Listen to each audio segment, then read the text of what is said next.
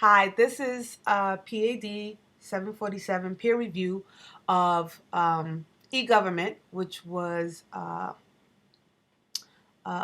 TAB subject for Issifu Tairu, who did a very informative podcast explaining how e-government works, how it functions, and some of the successes and failures of e-government.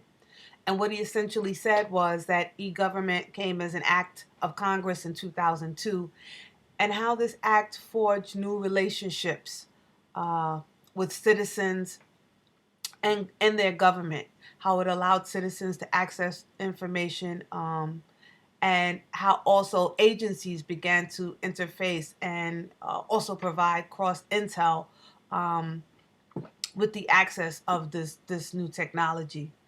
Um, and he gave examples of how we currently use e-government, such as right now is tax season, so e-filing of income tax, passports, visas, um, uh, student loan applications are even online. Um, so it's a very broad in terms of the technology and what we can use e-government to do for us as citizens. Also, he also focuses on how companies, or not companies, but agencies now share information, and how, in light of some of the failures in past years, have been because companies or agencies failed to share vital information, now should not happen because everything is accessible via the internet. Also, I do agree that it's a very essential tool, that this technology is very important. I currently work in the courts, and we must and do share information with other agencies, just to make the courts run effectively, with the police department, with the district attorney's office, and also with federal and other agencies and other state agencies. So it's very important that this information is available, and through the government websites.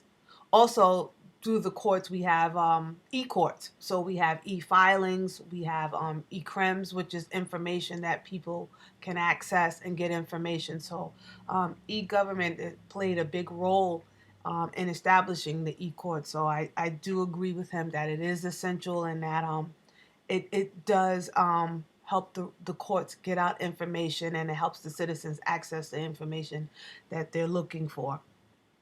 Also, he explained some of the failures of e-government. And of course, everyone knows, he brought up one of the most recent failures, which is the Affordable Health Care Act enrollment website, which is healthcare.gov, and how it was basically, the rollout was basically a debacle. It was a complete failure, and I guess this also shows the bad side of technology, where when something is implemented but not tested, um, this is what can happen. And it was very frustrating, especially something that's time sensitive, that the government didn't take the time to test out the system before it fully implemented it. So I think overall it was a great podcast. It was very informative, and I look forward to seeing his final work. Thank you.